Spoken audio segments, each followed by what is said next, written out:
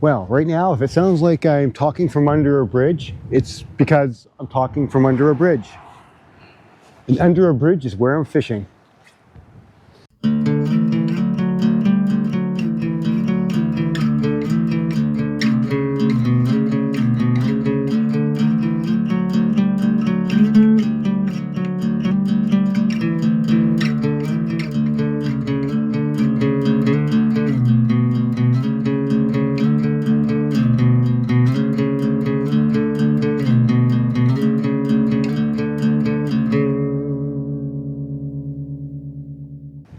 There's a number of reasons why fishing under a bridge can be very good. First of all, in the construction of a bridge, they usually dig out the river bottom substantially, so it leads to a very deep spot on the river. It also provides a lot of shelter from predators from above. And there's a nice fish, just like that. Exactly what I wanted to do. Okay, you're just spinning around in one circle, fish. I guess that's how you tie yourself out, but that's good by me. Oh, you're a nice fat fish. Nice 14-inch fish. 35 centimeters or so. All right. As I was saying, a little bit of road noise. As I was saying though, aside from also having a lot of depth for when they dig out the riverbed for putting a bridge in place and offering shelter from above from predators, they also reinforce the area usually with a lot of rock on the bottom. And rock attracts insects, and insects attract fish. So it can be a very productive spot to find fish. It also provides a little bit of shelter from the sun. And sometimes you often wonder if the vibrations of the vehicles above spook the fish, or maybe if they draw the fish. I don't know. What I've seen in past videos about sound, sometimes vibrations, as long as they're not threatening, seem to attract fish more than they scare fish. Another remark just about the fishing under a bridge, because they have good depth there, because it's having been scoured out in order to put the pilings in or put the foundation in, what it creates is transition water. So what you get is water that may be shallow outside, water that may be shallow out front, but right under the bridge, it's deeper, and that causes a drop-off, or what we call transition water. That can be very productive sometimes. Now in this situation, we can't quite see a lot of the structure on the bottom due to the color of the water today, but judging by looking around the outside of the river on both shorelines, there's a lot of rocky structure around here.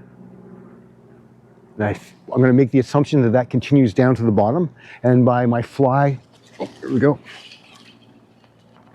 And the fly hitting the bottom every now and then, I can tell that I'm bumping into rocks, so, which is a positive sign. So you can get this guy in. See, that guy again was almost exactly where the other one was, right on that transition water.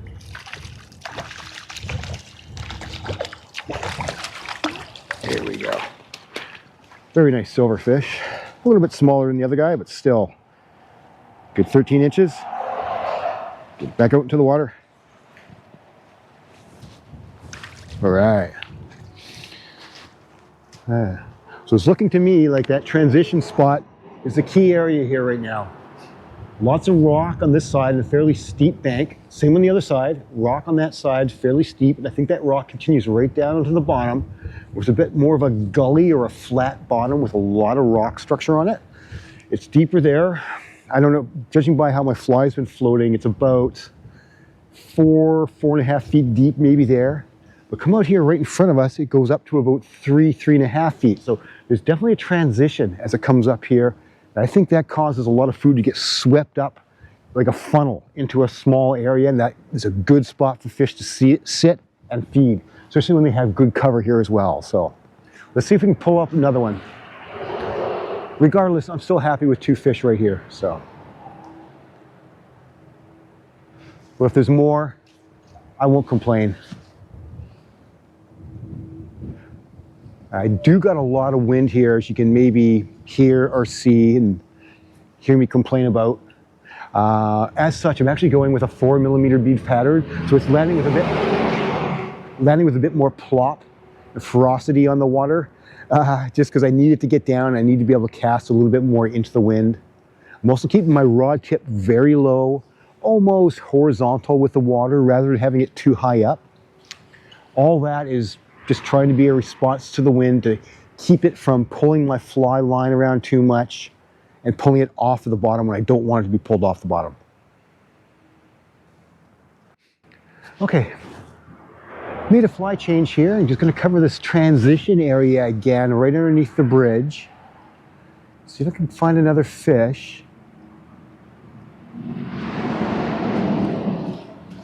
I should point out one of the maybe it's a downside to fishing under a bridge, is that it's a highly public area with a lot of traffic, which means that cars, people walking, pedestrians, they're more than likely going to see you fishing. And if it's a secret spot, you don't want to share it with other people, well, that's not going to work out too well. However, if you don't mind sharing with people, then it's not so bad. But you have to get very used to the fact that people are all going to walk by you and go, "Hey, having any luck? Hey, are there any fish really in here?" Well, I've covered this water for about 15 minutes now, and I've made 3 fly changes.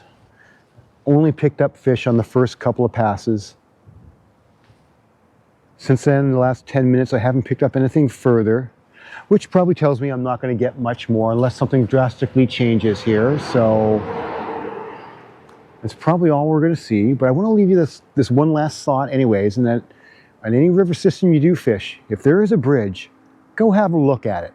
Just might offer the depth, transition water, and cover that can draw a lot of good fish towards it. It can often be one of the best spots to fish. Bridges come in many different forms, and different bridges offer different features to some degree. But in general, the following advantages present themselves to the angler when fishing around a bridge. Bridges create structure in a river, which in turn attracts fish. Fish don't have any concept of what a bridge is or how it differs from a tree or a rock, but what they do know or identify with are the benefits bridges bring to their life. Remember, fish are attracted to 3 things primarily: cover, in the form of protection; calories, as in food; and comfort, with respect to water with the right temperature, oxygen, and flow rate. Coincidentally enough, bridges offer and improve most, if not all, of these things. This isn't the case with every bridge, and conditions may vary, but depth can be improved, changes from deep to shallow water can be formed, aka transition zones, seams can be created by pilings, insect life can be enhanced by rock additions, cover can be provided from above, shade can be created, stream flow can be reduced by the foundation and rock additions. In short, bridges can bring a lot of advantages to fish, which in turn attract the fish.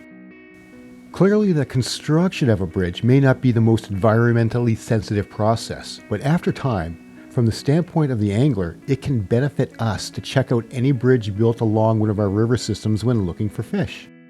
Today on the river, I went right to the first bridge I saw, and it didn't take me long to get rewarded with a fish. So next time you're on the river, don't forget to check out each bridge you come across to see if it can be a fish magnet. Odds are it will be. Thank you for watching, and see you next time, I hope.